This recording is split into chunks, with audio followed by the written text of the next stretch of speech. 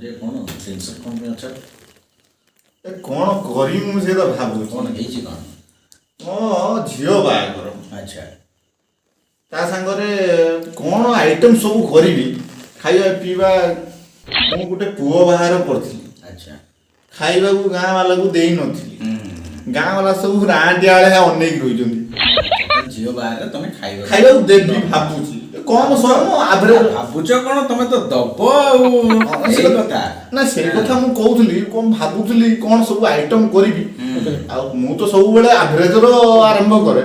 ଆଚ୍ଛା ଆଚ୍ଛା ଆଉ ସେଇଥିପାଇଁ ମୁଁ ଆରେ ଭାଇ ମାନେ କହୁଥିଲି ଆରେ ଆସିଲ ଭାଇ ମାନେ ଆସିଲ କଣ ତାଙ୍କର ଝିଅ ବିବାହର ଆଉ ସେ କଣ ଆଇଟମ କରିବେ କଣ ନାହିଁ କଣ କରିବା ସେ ବିଷୟରେ ଗୋଟେ ଆଲୋଚନା କରିବେ ସେଇ କିଛି ବୁଦ୍ଧିବାଟା ପାଉନାହାନ୍ତି। ଝିଅ ବାହାଘର ତମ ଝିଅ କି ଆମ ଝିଅ କି ହବ ଭୋଜି ହବ ଭୋଜି ଆଉ ସେ କଣ ଭାଇ କଣ ସବୁ ଆଇଟମ କଣ କରିବ ସେଇ ଅନୁସାରେ ଆମେ ଭାଇ ଗୋଟେ ଚିନ୍ତା କଣ କରିବା କରିବ କୁହ।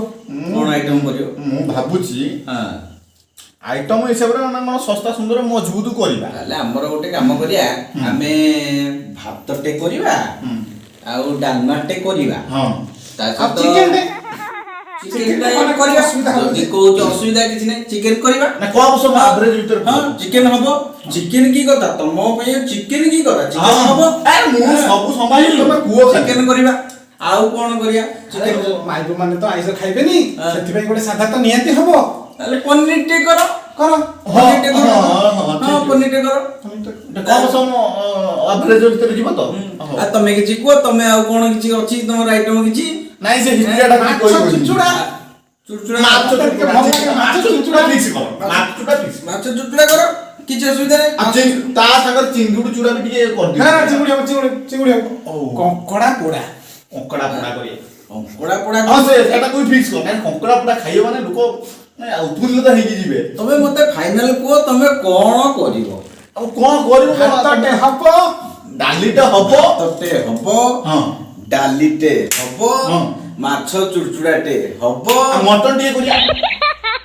ମଟନ ବି ହବ ମଟନ ହବ। ମଟନ ହବ ହଁ। ଚିକେନ ହବ ହଉ। ମଟନ ହବ ହଉ।